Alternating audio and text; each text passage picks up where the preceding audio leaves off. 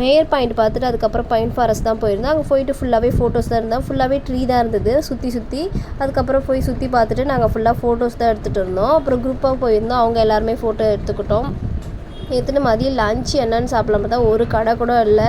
வெறும் bread omelette தான் சாப்பிட்ருந்தோம். இங்கே ரீச் ஆகிறதுக்கே எங்களுக்கு 4 o'clock கிட்ட ஆகிடுச்சு. அப்புறம் முடிச்சுட்டு சாக்லேட் கடைக்கு போயிருந்தோம்.